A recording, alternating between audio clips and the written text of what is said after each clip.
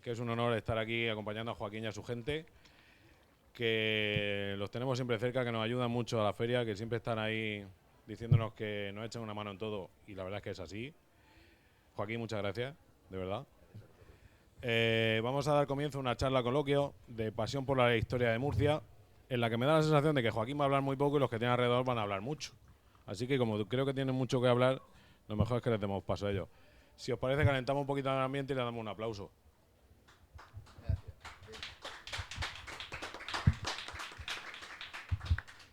Bueno. No sé si funciona. Bueno, buenas tardes a todos y a todas, que no se diga aquello. Mi nombre a todos y a todas, a todos y a todos. Mi nombre es Joaquín Cárceles, para quien no me conozca, de Joaquín Cárceles Inmobiliaria. Y antes de nada, pues quería agradecer a los organizadores de la feria, en especial a su director, su magnífico director, Jesús Boluda del Toro, y a Raúl, que no está por aquí, pues la oportunidad de estar hoy en esta charla para amigos. Muchas gracias a todos los asistentes. Nos acompañan Sergio Reyes, que fue el ganador de nuestro concurso del año pasado, de relatos cortos, y el ganador de este año, Ricardo. El premio se entregará el martes que viene en el otro pabellón, a las 5:30 de la tarde, pero queríamos tener la ocasión de reunirnos esta tarde, simplemente para tener una charla amena a los que somos amantes de la historia y un poco frikis, ¿no? Se dice frikis de la historia, pues para compartir experiencias y algunas vicisitudes de pues qué les lleva a ellos a escribir sobre sus cosas y a todos. Yo he de reconocer que soy un amante de la historia. Y la historia en sí no es una. Dicen que la historia la escriben los vencedores, no lo sé. Está la historia económica, está la historia militar, está la historia sociológica. Hay muchas clases de historia, muchas épocas y todo eso. Lo que sí que es cierto es aquella frase de que el que no conoce su historia está condenado a repetir sus errores, ¿no? Más allá de eso, nuestro concurso está basado en Murcia, nuestra tierra, nuestra amada tierra y querida, y va un poco en relatos que estén relacionados con nuestra historia. Tenemos la fortuna de que nuestros ganadores son expertos historiadores de la región de Murcia. Aquí don Sergio, que gracias a él, pues el año pasado, fíjate que yo que tengo unas cuantas primaveras, descubrí cómo se fundó Murcia y se hizo Murcia, a mi juventud acumulada. Y la vicisitud del Rey Lobo, ¿no? Que es uno de los episodios más apasionantes, sino quizás de los que más de la región de Murcia, y que posiblemente la inmensa mayoría de los murcianos no conocemos, como otras cosas de Murcia, ¿no? Somos los primeros que desconocemos un poco nuestra historia, lo cual es crucial. Ricardo, yo creo que tú estás por el tema de historia un poco más, por la historia más cercana, ¿no? Del siglo Napoleón, del siglo XIX y esto.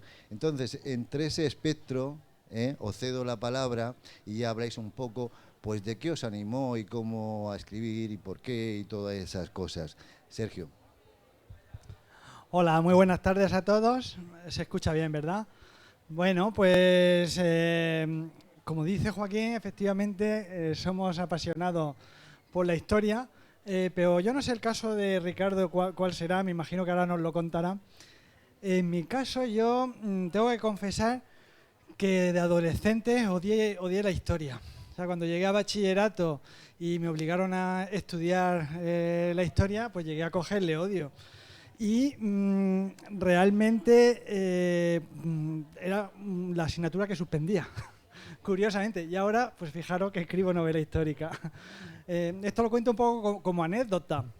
Lo que a mí me aficionó precisamente a interesarme por la historia fue la novela histórica. El leer novela, porque yo siempre he sido muy lector, me ha gustado mucho leer. Y entonces me ponía, bueno, leo de todos los géneros, pero cuando me ponía con novelas históricas, pues la verdad es que me contaban la historia de una forma que me lo hacían mucho más amena y mucho más interesante que lo que era el libro de historia de primero de bachillerato o de segundo o lo que sea. Entonces, con eso fue con lo que yo me fui aficionando. Y llegó un momento en el que yo estaba leyendo, pues lo típico, pues tú lees a Benito Pérez Galdós, lees a, pues yo que sé, a Jorge Molís, y de repente te encuentras leyendo cosas que casi siempre están ambientadas en otro sitio que no es Murcia. Y leyendo novela histórica me planteé, oye, ¿y cómo se fundó Murcia? Lo que él comentaba, ¿no? Y empecé a buscar en las librerías alguna novela que contara cómo se había fundado Murcia. Entonces descubrí que novela histórica de Murcia sí había, pero había previa a la época andalusí y había posterior a la época andalusí. Pero de la época andalusí era muy difícil encontrar una novela que te contara cosas de Murcia. Así que las había que hablaban de Córdoba, el califato, lo típico. Y ya llegó un momento que al final me tuve que buscar yo la vida para aprender sobre Murcia y para empezar a interesarme por la historia. Y ahí empecé yo a leer libros de historia, de verdad, como los que nos ponen en bachillerato, pero e incluso más avanzados, y empezó a gustarme. Pero porque ya la novela histórica me había hecho que ese gusanillo se despertara dentro de mí. Entonces tengo que, en primer lugar, agradecérselo a todos los escritores de novela histórica que he ido leyendo a lo largo de la vida. Juan Eslava Galán, que luego si surge en la conversación tengo una anécdota con él. Y bueno, no me quiero enrollar mucho, quiero darle también la palabra a Ricardo, pero básicamente quería contar esa anécdota, que yo empecé a aficionarme por eso, por la novela histórica, porque a mí no me gustaba la historia de chaval, y al final acabé contando la historia de cómo se fundó Murcia. Bueno, gracias, Sergio. Bueno, pues Ricardo, cuéntanos todo cómo te iniciaste en estos temas. Hola, sí, a ver, se oye. Pues mira, yo a diferencia, yo lo llevo un poco la sangre. Bueno, yo me apellido Ricardo Ayer, entonces, de Murcia Centro no soy.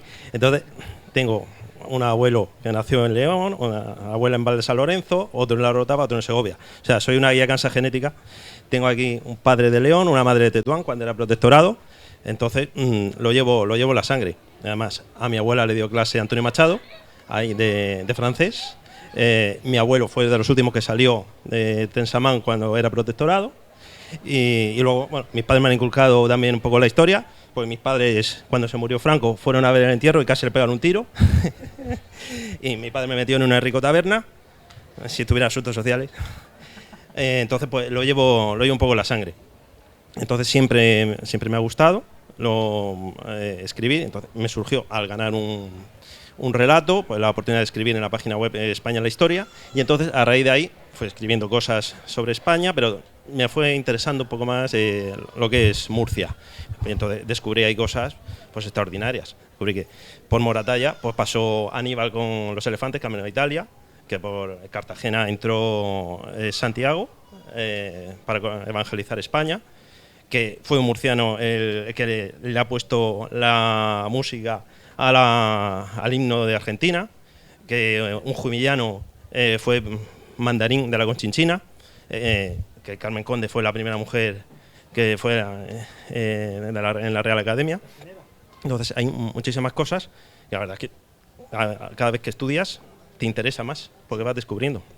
Hay un hecho cierto, ayer lo estaba hablando con una de las ponentes en el acto de pregón de inicio de la feria, en la Sala de Espejos anoche en el Romea, que los murcianos pues somos gente maravillosa, especialmente las murcianas y nuestra tierra, pero no sabemos vendernos, no sabemos vendernos, las cosas como son, ¿no? Y ella, que era de Elda, Alicante, pues los valencianos pues lo saben hacer muy bien y lo han sabido hacer, ¿no?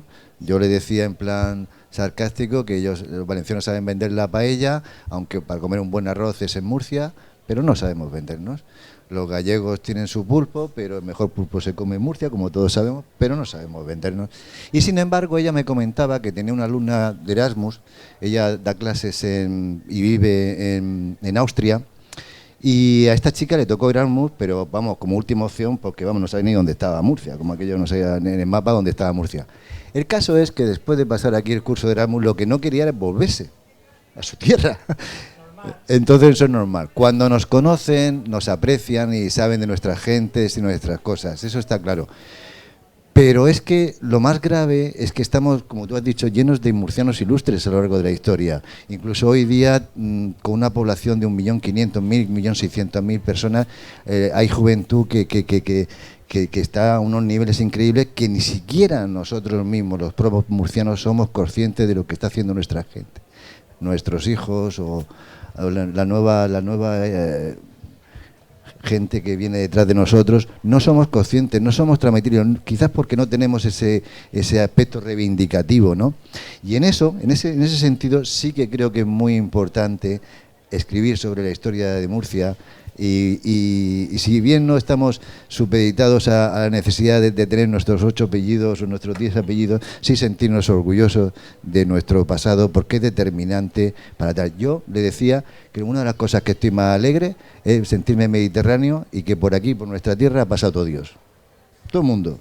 A Dios gracias, ¿no? Y eso, andalusí, cartaginés, bizantino, yo qué sé, romano, yo qué sé, aquí ha pasado todo el mundo y todo el mundo ha dejado su cosa. Y antes había un sustrato, que no nos olvidemos, un sustrato en Murcia, muchísimo antes, de cultura, de Aracar y todo eso, que ya éramos murcianicos antes de que viniera nadie por aquí.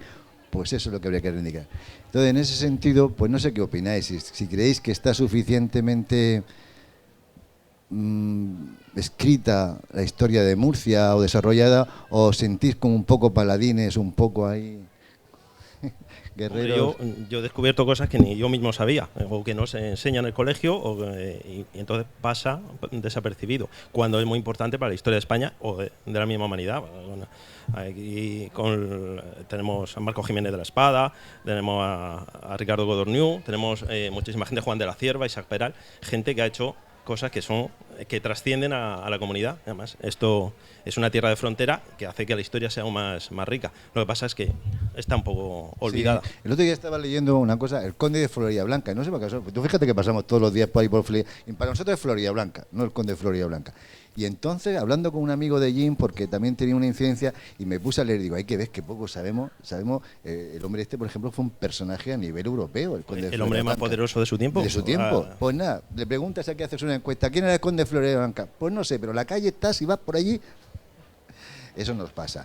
Bueno, el acto de esta tarde era una breve presentación, será el martes cuando Sergio le cederá el testigo de nuevo premio a Ricardo. El martes os esperamos en el otro pabellón, parece ser, a las 5:30 de la tarde, y va a ser un acto un poco más emotivo y en el sentido de la entrega de premio y diploma y todo ello, ¿no? Esta tarde era pues agradeceros y hacer un acto y tener aquí, juntar de modo informal a las dos personas que ya Sergio es un amigo de la familia JC, nos sentimos de nuestra propia familia, y seguro que Ricardo lo será de forma inmediata. Sí, que yo también quiero PIN. Tú también quieres PIN, ¿no? PIN de JC. Agradeceros a todos los que estáis aquí y a todos los que nos veréis en las redes y todas estas cosas tan modernas, y la idea es seguir desarrollando nuestro propósito de que cada vez se conozca más la extensa historia de Murcia, no ya de Murcia ciudad, sino de Murcia nuestra tierra, nuestra región, que cuando te pones a rascar un poco, pues es impresionante, ¿no? Aquí están la historia moderna, aquí la historia medieval, pues igual, yo qué sé. Oye, que nos puede surgir, ha dado la casualidad que los ganadores sois de aquí, que no sabíamos nada, que no ha sido una casualidad, que puede salir un ganador gaditano, no lo sé, pero esa es la cosa. Entonces, animaros a que sigáis escribiendo sobre nuestra tierra y a sigáis pues ilustrándonos. Sé que tú estás ahora, cotilleo que me dijiste esa noche en el siglo XIII, me dijiste. En el siglo XIII ando. En el siglo XIII andas ya con un poco más de castellanos y todo eso, ¿no? ¿No? Sí hay algo, pero... Todavía estábamos aquí. Sí, yo ahora estoy trabajando ya en el siglo XIII. El anterior, mi última novela era la época del Rey Lobo, en el siglo XII. Ahora me voy al siglo XIII, que es la época de Inhud o Abenhud, que gobernó durante una década, y y fue posiblemente el tiempo en el que Murcia fue capital del territorio más extenso.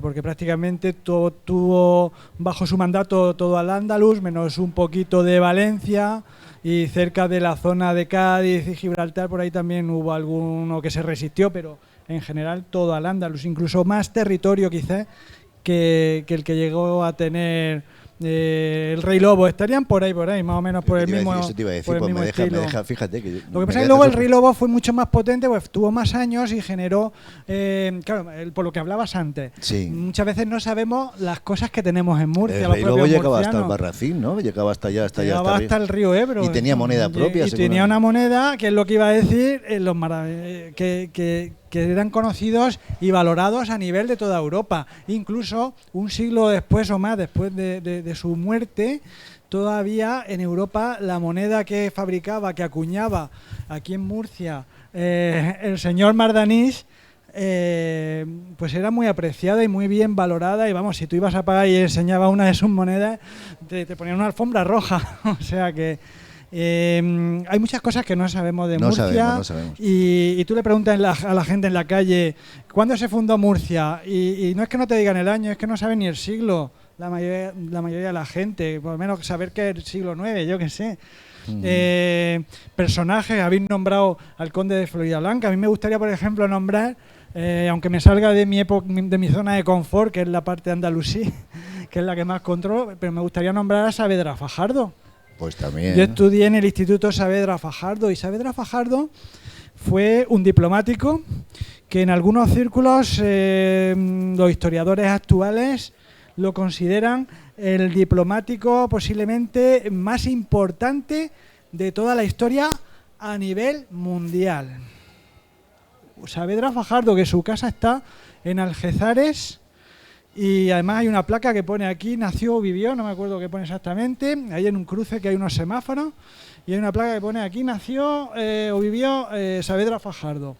Y eso de que fue posiblemente uno de los más influyentes o el más importante diplomático de España, del mundo, según algunos historiadores, pues eso no sabemos la mayoría de los murcianos.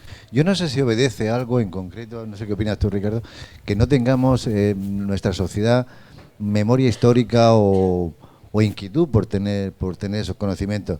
Yo que tengo familia política del norte de España, en concreto de la zona de Asturias, pero bueno, en definitiva toda la zona cantábrica, no sé si porque ahí están muy aislados o cuando nieva, que está muy bonito para ir en verano, está delicioso. Y hace 18 grados, o antes hacía 18 grados, ahora ya en Bilbao también hace 45. Pero en invierno aquellos son muy cerrados y son muy suyos, quizás por esa forma, por esa climatología, por ese propio paisaje, ¿no? Claro que luego hace unos caracteres muy fuertes y con muchas raíces y se están moviendo. Sin embargo, aquí en el Levante, quizás por toda esa afluencia de civilizaciones que hemos tenido, no hemos tenido nunca, como que hemos pasado en nuestra historia. Escucha, que yo no me acuerdo más allá de mi bisabuelo, si es que me acuerdo. ¿No? No lo sé. Sí. Bueno, dice Arturo Pérez Reverte que somos lo que somos porque fuimos lo que fuimos. A lo mejor es que no sabemos lo que somos. También es verdad.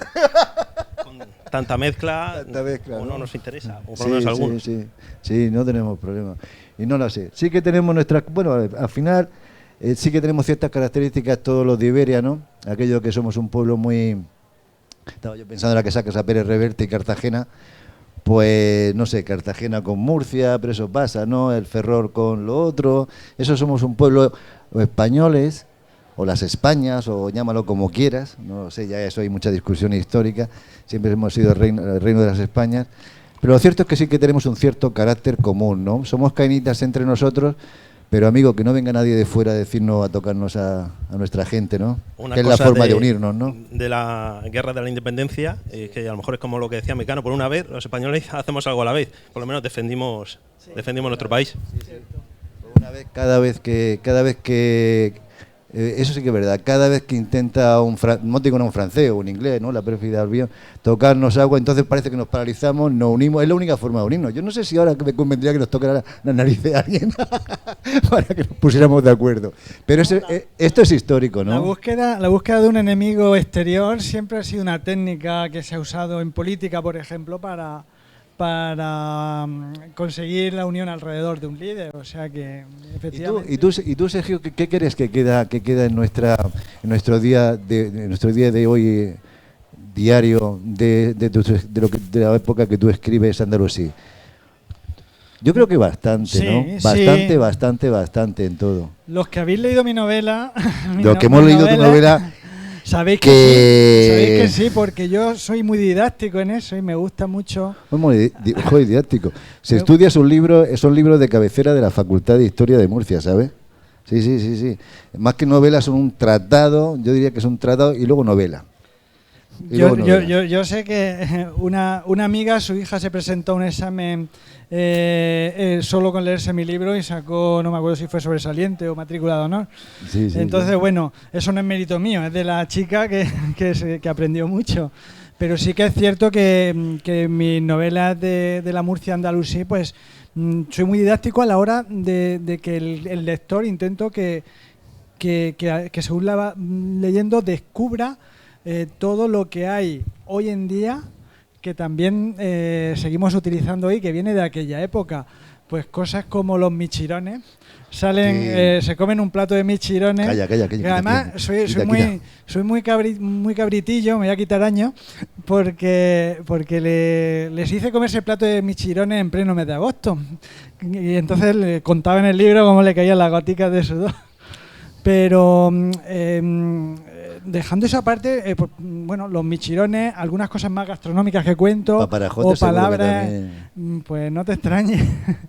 De eso no he encontrado referencia, bueno, sí, pero los limoneros vinieron no sé si los trajeron de Siria, me parece, y todo esto, o sea, no eran de origen de aquí. Sí, todo eso está también estudiado y documentado, porque hay estudios de semillas que se han encontrado en yacimientos y hasta cierta edad determinados árboles no existían.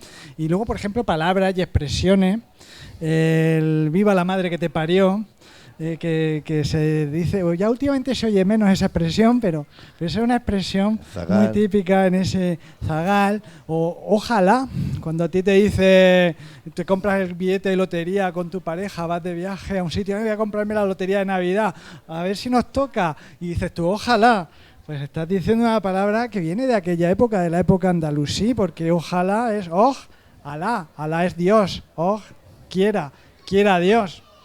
A fin de cuentas, estamos usando muchas veces nuestras expresiones términos de aquella época. Yo no decía, si tú decías que provenías tienes ascendencia de como decía que eres de toda España y parte del extranjero, ¿no? Tengo hasta un primo de Valladolid que ha venido. Aquí, yo no sé de dónde tengo ascendencia. La verdad es que ni me preocupa ni me ocupa ni me interesa, porque no lo sé. Más bien uno es de los, como decía, que los escritos de donde pase, o los escritos que ha leído, o de sus lecturas, ¿no? O de sus vivencias, ¿no? Eso es cierto. Pero mira, hay una cosa que ayer, leyendo un libro, no sé si era de este autor que ahora acaba de sacar un libro sobre no sé si era el lava, y hacía sobre el tema de la Reconquista y otras cosas tan versátiles, y decía, mira, la Reconquista genéticamente tenemos muchísimo, es decir, tenemos muchísimo, la cultura andalusí ha dejado muchísimo aquí en toda España, pero genéticamente no. ¿Por qué? Dice, porque los españoles o los castellanos, bueno, los íberos, llámalo como quieran, yo españoles, cuando hemos ido para ir, en las famosas leyendas negras, nos hemos hecho el mestizaje, a diferencia de los anglosajones que se han dedicado al exterminio, pero saben venderse muy bien. Y nos han creado nuestra propia leyenda negra y nos la han inculcado, y con Hollywood y todo eso. Pero quien antes de que naciera Estados Unidos o se fundara Harvard, ya había 60 universidades en Latinoamérica. el mejor ejemplo es precisamente Hispanoamérica. Ahí nos gusta socializar, está claro, con la gente, al revés que los ingleses o franceses que no han dejado nada. Entonces es la gran, yo creo que es la gran asignatura de no saber vendernos. Bueno, nosotros en nuestra empresa sí sabemos vender, ¿eh? Y tenemos buen marketing, ¿eh? O sea que, pero bueno, históricamente no sabemos, tenemos ese tema de no autorreivindicarnos, salvo que venga un exterior y nos toque las narices u otra cosa, y entonces ahí sí ya somos, y todo, y eso está en todos los escritos históricos aparece, ahí ya somos como nos llaman los diablos íberos, ¿no?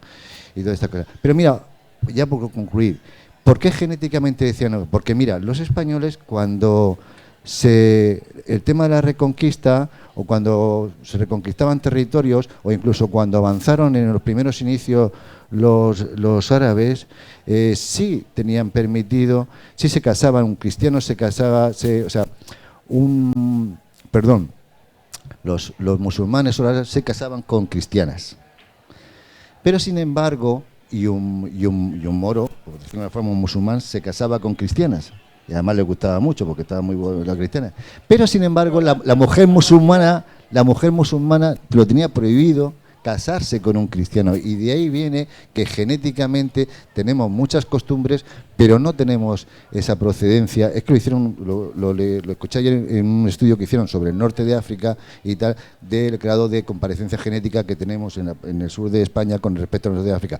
Tenemos una cultura muy común en muchas cosas, muchas costumbres, pero no genéticamente. Bueno, pues nos da igual, si a nosotros aquí nos da igual. Lo importante es que tenemos muy claro, yo por lo menos, que nos hemos enriquecido de toda esa historia. Y de tu Napoleón, del Petit Cabrón, también nos hemos enriquecido. Era uno de los grandes personajes que tenía sus cosas, ¿no? Pero seguimos teniendo muchas leyes y muchas del Código Napoleónico, Código Civil, 1000 historias, ¿no? Sí, a pesar de ello, ¿no? Hasta que le dio... el otro día estaba escuchando una cosa de esta, ¿cómo se llama? De Contrestrinos, esta de la SER, que decía que Pepe Botellas, y ojalá se hubiera quedado Pepe Botellas. No fue un mal gestor. Y luego comparado con Fernando VII este que nos tocó. Hubiésemos salido ganando, por lo menos sabríamos 2 idiomas.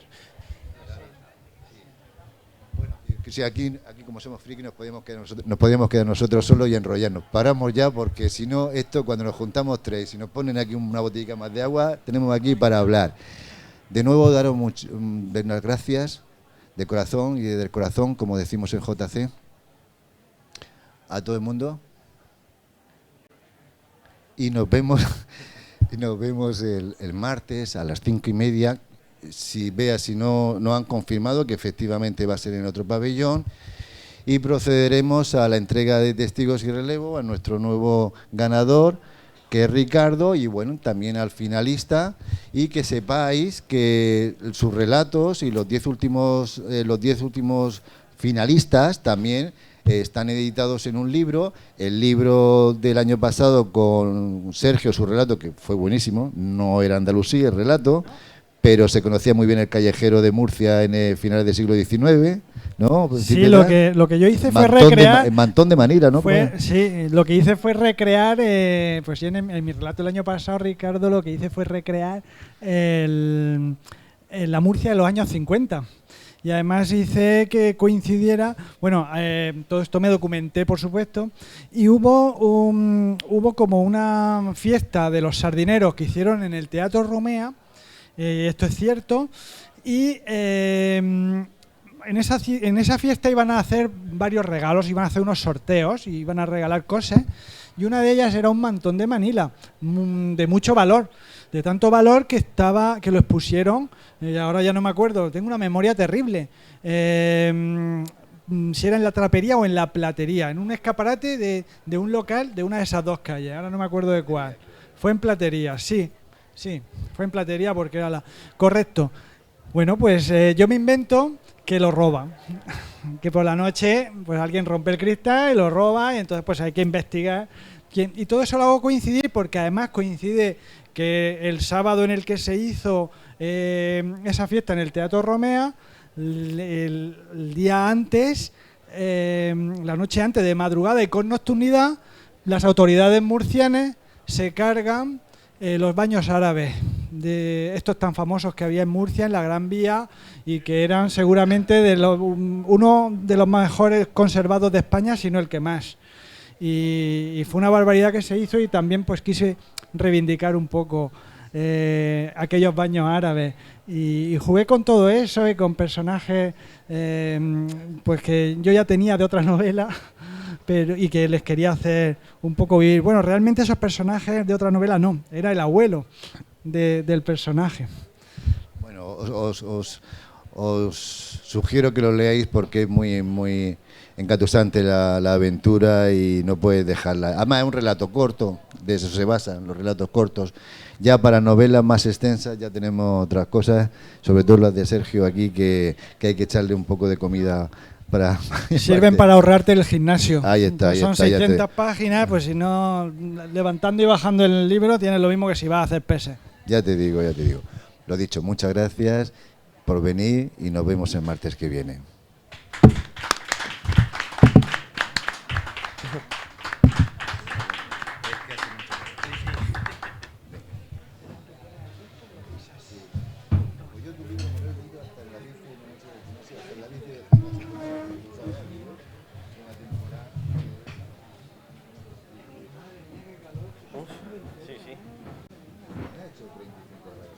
No.